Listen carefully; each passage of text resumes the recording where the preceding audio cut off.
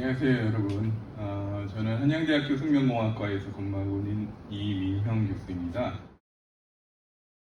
지금 이제 학교들 보면은 그 학생들을 뽑는 선발 과정이 지금 이제 수시가 상당히 많은 비중을 차지하고 있죠. 학생이 그 학교의 그 전공에 지원을 하는 이유가 그 과정이 어떻게 준비를 해왔었냐 하는 그 과정이 이 학생부에 일관성 있게 나오면 가장 좋을 것 같거든요. 뭐 예를 들어서 이 학생이 뭐 화학공학과를 지원을 한다 그러면 이 학생이 뭐 화학 공부는 어떻게 했으며, 그다음에 실제로 교과 성적은 어떻고, 그다음에 이제 뭐 동아리 활동에서 뭐 그런 관련 활동이 있으며 뭐 이런 것들을 쭉 다 볼 거란 말이에요.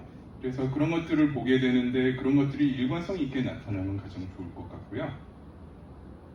그 다음에 이제 이 자기소개서를 보는 학교들은 이 생활 이제 학생부에 없는 이제 좀 더 이제 학생부 가지고는 충분하지 않다고 판단을 하기 때문에 학생부에 좀 더 추가되는 내용을 보기 위해서 이제 자기소개서를 보는 거거든요. 그래서 그런 의미로 볼 때 이제 학생부하고 자기소개서가 어떤 일관성이 있어야 된다라는 것은 마찬가지일 것 같아요. 그래서 여러분들이 학생부에 적혀 있는 내용하고 그다음에 자기소개서에서는 그 학생부에 있는 내용을 더 구체적으로 적을 수 있는 좀 더 심화된 내용을 적는 것이 좋지 않을까 이렇게 생각을 합니다. 학생부 종합전형에 이제 자기소개서를 이용하는 학교들이 많이 있거든요. 그래서 여기에 이제 그 이용이 되는 자료인데 보통은 이 제일 중요한 건 역시 학교생활 기록부죠. 그 안에 여러 명의 선생님들이 이제 이 학생들이 어떻게 공부해왔고 학교생활들은 어떻게 해왔고 그다음에 어떤 노력들을 해왔고 뭐 이런 것들이 학생생활 기록부에 다 적혀 있어야 되죠. 그리고 뭐 수상 기록은 어떻고 상은 어떤 걸 받았고. 그런데 점점 이 예전과는 달리 학생생활 기록부에 들어가는 내용들이 점점 제한이 있잖아요. 그러면서 이제 자기소개서에 들어가는 볼 수 있는 내용들이 아마 입학사정관님들께서 아마 중요하게 생각할 가능성이 좀 있다 이렇게 말씀을 드릴 수가 있어요. 그렇지만 어쨌든 이거는 자기소개서는 학생생활 기록부가 제일 중요하고 여기에 이제 보완 자료로서 들어가는 경우가 많거든요. 그래서 가능하면 이제 학생생활 기록부에 적혀 있는 그 어떤 일관성이 있어야 되겠죠. 그래서 내가 이 전공에 관심을 가지게 된 뭐 이런 이유 등 그런 일관성이 나타나면서도 그러면서도 학교생활 학생부에 적혀 있지 않은 좀 더 구체적인 내용들이 들어가는 것이 좋겠죠. 그래서 여기 적어놓은 것처럼 구체적인 사례 중심으로 내가 왜 이런 활동에 관심을 가지게 됐고, 그 다음에 내가 어떤 열정을 가지고 어떻게 이 공부를 해왔고, 그 다음에 어떤 노력을 해왔고, 그 결과 내가 어떤 일을 만들어냈다, 이런 역량 등을 설명하는 것이 굉장히 중요하다 이렇게 말씀을 드릴 수가 있죠. 자, 이 자기소개서는 그 작년보다 아까 부장님께서도 말씀하셨지만 작년보다 이제 그 문항수가 줄었어요. 그래서 글자 수도 감소하고요. 자, 그래서 자기소개서 작성 문항이 공통 문항이 두 가지가 있고요. 그다음에 자율 문항이 있죠. 공통 문항 두 가지 중에서 첫 번째 거를 좀 보면요. 이 고등학교 재학 기간 중 자신의 진로와 관련하여 어떤 노력을 해왔는지 본인에게 의미 있는 학습 경험과 교내 활동을 중심으로 기술해 주시기 바랍니다. 이렇게 되어 있는데 결국은 이거는 이제 이 전공 적합도를 보고자 하는 문제라고 생각이 들거든요. 이 적어놓은 거와 같이 자신의 지원 분야와 관련해서 지원하게 된 동기가 뭔지가 나와 있어야 돼요. 그래서 이제 예전에도 그 학생 여러분들의 그 자소서를 보면 그 동기가 조금 더 구체적으로 나와야 되는데 그 동기가 아주 간단하게 쓰여져 있는 경우들이 많거든요. 예를 들자면 뭐 내가 화학에 관심이 있어서 학원과를 가고자 한다. 이러면 너무 짧고 단순하잖아요. 근데 이런 것들이 좀 더 설득력 있는 그런 동기가 있으면 그런 것들을 적어주는 게 좋을 것 같아요. 그래서 어려서부터 화학에서 어떤 흥미를 느끼게 된 이유가 있을 거 아니에요. 구체적인 이유를 적어주는 게 좋을 것 같고요. 그 다음에 이제 관심을 가지게 된 다음에 여러 가지 단계를 거쳐서 자기의 능력을 개발해 나갔겠죠. 그래서 그 능력을 개발해 나가는 과정 중에 어떤 노력을 했는지 그게 또 있어야 되거든요. 그래서 어떤 노력과 준비가 있는지 뭐 예를 들어서 학원과를 간다 그러면 화학 관련 동아리에서 그런 과학 페스티벌에 참가해서 부스를 운영하기 위해서 내가 어떤 친구들을 모아가지고 어떻게 활동을 했고 그 과정에 어떤 어려움이 있었는데 준비를 하다 보니까 모르는 것도 있고 재료도 없고 뭐 어떤 어려움이 있었는데 그것들을 해결하기 위해서 내가 그 화학 교과 선생님한테 가서 요청을 했다든지 아니면 뭐 주변에 어떤 자료를 활용을 했다든지 뭐 국회도서관에 가서 없는 자료, 딴 데는 없는 자료를 찾아서 했다든지 뭐 이런 구체적인 내용들이 들어가면 훨씬 더 설득력이 있는 거죠.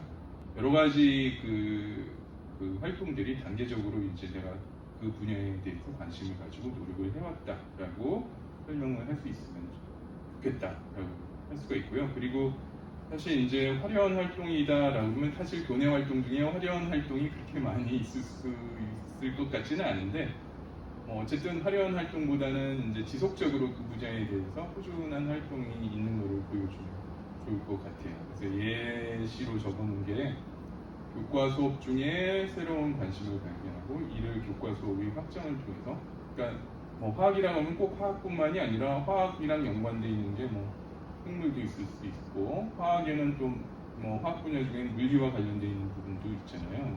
연력학이라든지 뭐 이런 거는 물리 시간에도 배우고 이제 화학 시간에도 배우고 그러잖아요. 그래서 이렇게 연결된 다른 과목도 배우면서 실험과 연구를 우리가 연관지어서 동아리 활동에서 했다든지 뭐 이런 식으로 해서 나의 능력도 점점 개발이 되고 그 다음에 관심도 증대돼서 그래서 이 전공에 대한 이해도를 높인 과정을 설명하는 게 좋을 것 같아요.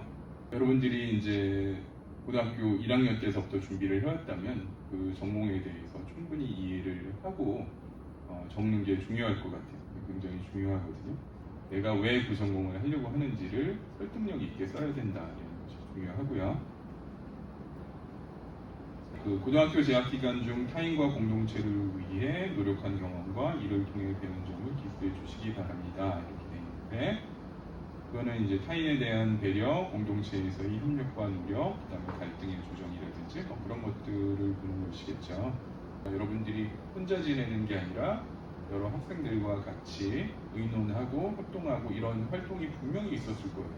그렇죠? 고등학교 3학년까지 오면서 그런 과정이 분명히 여러 번 있었을 거거든요. 그래서 그것에 대해서 솔직하게 적어주면 좋을 것 같아요. 보통은 그런 모임을 하면서 아무런 문제 없이 잘 진행이 되는 경우도 있겠죠. 그렇지만 대부분의 경우에 문제가 있어요. 예시로 적어놓은 거는 학교 과학전 거의 대부분의 학교가 하는 것 같아요. 이과생들을 위해서. 그래서 이런 데에서 보통 동아리 활동을 하면서 부스를 만들어서 이제 전시도 하고 그러잖아요. 그랬을 때 이제 거기 참여 인원들이 의견이 달라서 충돌 상황이 일어날 수 있고 갈등 상황이 일어날 수 있고 또 준비를 하면서 준비물이 어떻게 부족을 해서 어떤 어려움을 겪을 수도 있죠.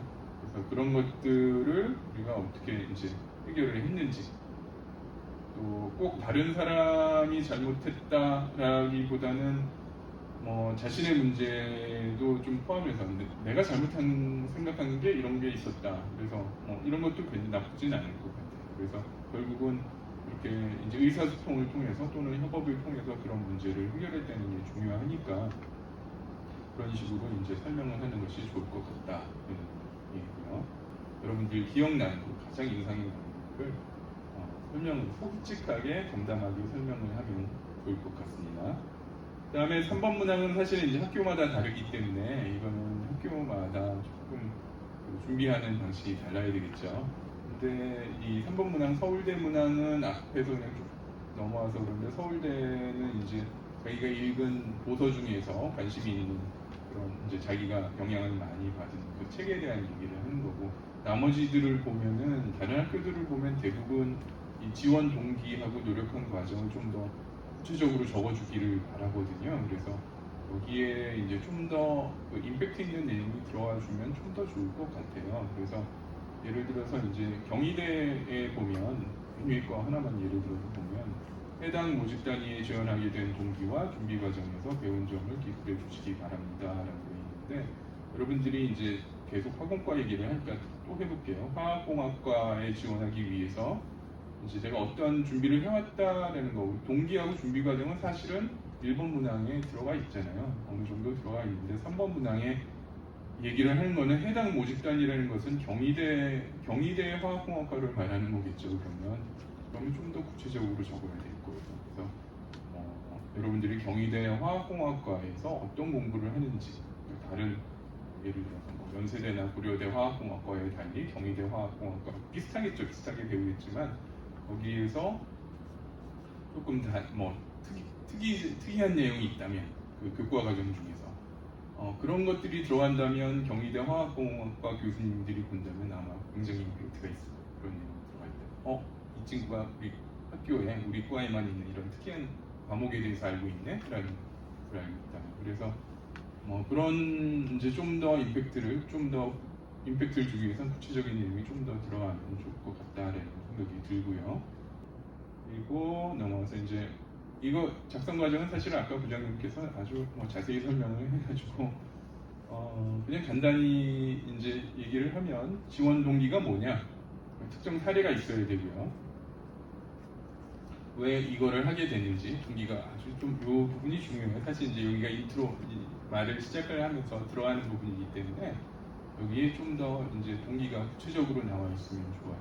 그 다음에 이런 거를 해나가면 틀림없이 이제 어렵죠. 그렇죠? 그래서 그러니까 어떤 도전을 했고 어떤 고난을 겪었고 그 다음에 그걸 어떻게 해결을 했는지 극복 과정을 보는 게 중요하고 그 다음에 이제 결과는 어떻고 그래서 이 결과를 통해서 내가 배운 건 뭐다, 결과를 분석해서 내가 배운 건 뭐다 이렇게 써주는 것이 좋을 것 같아요. 자기소개서는 사실은 이제 학교마다 유사도 검색을 해요. 보면은 자기소개서를 자신이 안 쓰고 다른 사람이 쓰는 그런 경우가 있을 수 있기 때문에 그거는 사실은 이제 큰 결격 사유죠. 그래서 자기소개서는 반드시 자기의 진실성 있게 써야 되는데 다른 사람이 써주는 그런 경우가 있을 수도 있기 때문에 이 유사도 검색을 하거든요. 그래서 여러분들이 선배의 자기소개서를 보고서 이게 이분이 어느 학교에 붙었대 그래서 그거를 보고 그거 비슷하게 써야지 이렇게 하시지 마시고 자기가 진실성 있게 쓰는 게 굉장히 중요하다. 그 다음에 이제 결과가 어떻다 이렇게 이제 결과 나열이 아닌 이 과정 중심의 기록이 있어야 되고 그 다음에 일관성이라는 거는 이 자기소개서 전체의 일관성도 있어야 되지만 이제 아까 말했듯이 학생 기록부하고 이 일관성도 있어야 되거든요. 그거 좀 중요하고요. 그 다음에 차별성은 이게 쉽지 않은데 패턴이 있다 보면 다른 학생들하고 이제 좀 이렇게 구별이 된 차별성이 잘 안 나타나는데 그러려면 여기 적었는 대로 자신의 특성하고 장점을 좀 부각을 해야 되거든요. 그래서 그런 부분이 좀 많이 나와 있어야 돼요. 구체적 사례 기록은 물론 당연히 사례를 중심으로 기술해야 된다. 앞에서도 설명을 드렸던 거죠.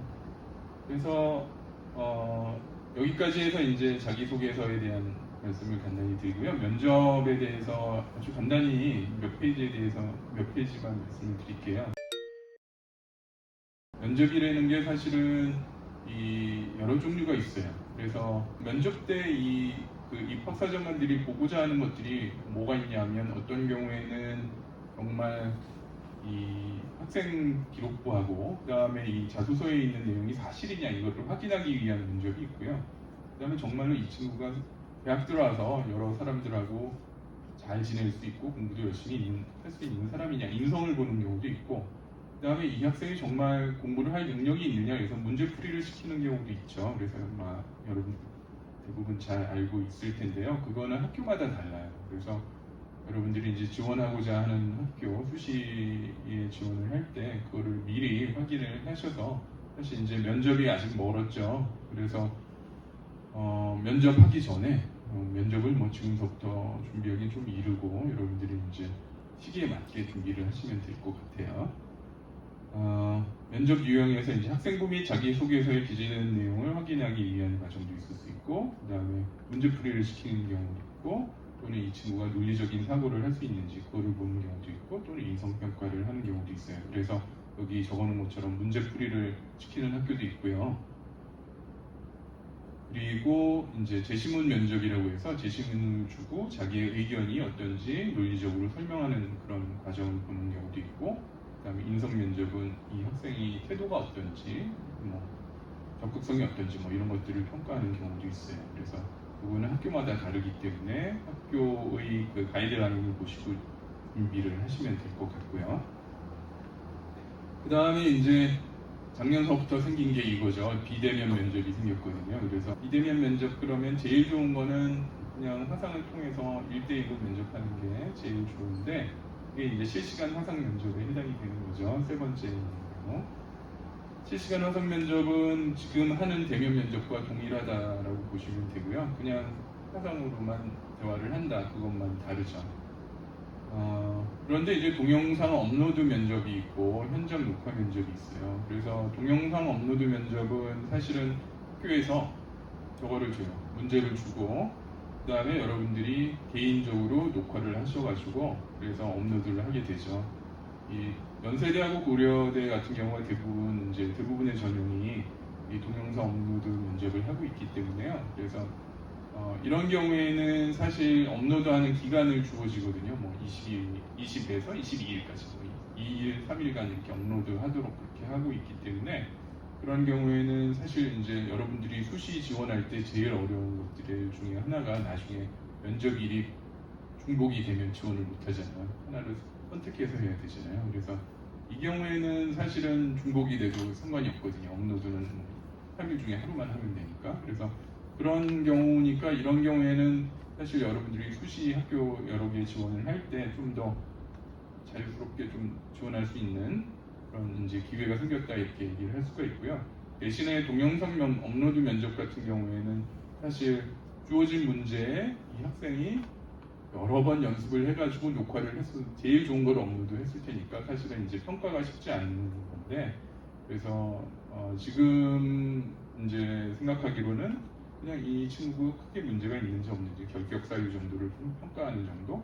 그래서 이제 이 경우에는 이제 비중이 최소화된 경우다 이렇게 볼 수가 있죠. 평가 방법도 패스 오 페일이어서 합격, 불합격 이 정도로만 점수 차이가 그렇게 나타나게 되기 때문에 특별한 결격 사유가 없으면 통과한다라고 볼 수 있어서 이 경우에 사실 여러분들이 크게 부담을 가지실 이유가 없을 것 같아요. 근데 이제 현장 녹화 면접하고 실시간 화상 면접은 조금 이제 대면 면접하고 비슷하기 때문에 현장 녹화 면접은 이제 이 감독관이 앞에 없죠. 그냥 문제가 주어지고 거기에 자기가 그 대답을 하는 게 그 시험장에 가서 답변을 한 게 그냥 녹화돼서 올라가기 때문에, 그래서 이 현장 녹화 면접 같은 경우는 사실은 대면 면접하고 크게 다르지 않은 것으로 생각이 되고요. 그다음에 여러분들이 이제 어려움을 느낄 게 뭐냐면, 저도 지금 그런데 카메라를 보고 얘기를 해야 되거든요. 그래서 사람을 보고 얘기를 하는 게 아니라 카메라를 보고 얘기를 해야 되니까 여러분들이 조금 당황할 수가 있어요. 그래서 연습이 좀 필요할 것 같고요. 여기에 보면 제시문 면접에 대해서만 이제 간단하게 하나만 더 말씀드리면, 어떤 학교에서는 제시문 면접을 하는 경우들이 있거든요. 그래서 제시문 면접은 제시문을 줘요. 그래서 제시문을 주고 여기에 대한 자신의 의견을 논리적으로 설명하도록 하는 그런 과정이거든요. 그래서 제시문의 예를 하나 써왔는데, 최근 원자력 발전소의 건립을 중지하고 원자력 발전의 비중을 줄이려는 노력이 있어 왔다. 하지만 우리나라는 화력 발전이나 수력 발전을 위한 자연 환경을 가지고 있지 않아서 이럴 경우 발전을 위한 단가가 증가할 수밖에 없다. 뭐 이럴 경우에 학생의 의견은 어떠냐, 원자력 발전에 대한. 그러면 사실은 이제 여러분들이 여기에 대한 거에 대해서 감독관이 여러분들의 답에 대해서 정답, 오답 이게 없어요. 그래서 이런 경우는 여러분들의 의견을 얼마나 잘 설명을 하느냐, 표현을 하느냐가 중요한 거거든요. 그래서 이런 경우에는 여러분들이 정답이 없으니까 이거는 뭐 반대를 해도 좋고 또 찬성을 해도 좋아요. 그런데 단지 자신의 의견을 얼마나 이제 논거를 잘 들으면서 설명할 수 있는지 그게 중요하거든요. 보통 제시문의 면접에는 정답이 없고요. 면접 교수는 객관적으로 이 친구가 yes라는 답을 했을 경우와 no라는 답을 했을 때 어떻게 얘기를 하면 점수를 얼만큼 준다라는 가이드라인이 다 있어요. 그리고 그 다음에 이 친구가 예스라는 대답을 했을 때는 어떤 질문을 추가로 하고 노라는 대답을 했을 때는 어떤 대답을 추가로 하고 이런 가이드라인이 다 준비되어 있거든요. 그래서 교수가 그냥 자기 주관적으로 평가하지 않아요. 그래서 최대한 객관적으로 평가를 하기 때문에 여러분들이 이제 추가 질문도 나오고 나온다는 걸 여러분들이 이제 생각을 하시고 그 제시문을 보고 자기의 논거를 준비를 할 때 추가 질문에 대한 것도 좀 생각을 해놓고 진행을 하는 것이 여러분들이 이제 당황하지 않고 대답을 할 수 있는 그런 방법이 될 거예요. 그래서 사실은 이제 얼마나 논리적이고 설득력이 있느냐 이게 중요한 거거든요. 이런 경우에는 여러분들이 준비가 좀 필요해요. 연습이 필요하다 이렇게 말씀을 드릴 수가 있고요. 여기가 마지막인 것 같은데 면접 요령은 사실은 아까 부장님께서 자세히 설명을 하셨는데 사실은 이제 인사도 잘하고 공손하고 말도 조리 있게 하고 또박또박하고 그 다음에 한 가지 더 말씀을 드릴 거는 이제 면접을 하다 보면 이 친구가 지원하고자 하는 학교의 특수성과 차별성을 알고 있다라고 하면 점수를 더 줄 수 있을 가능성이 있다라는 거거든요. 예를 들어서 이제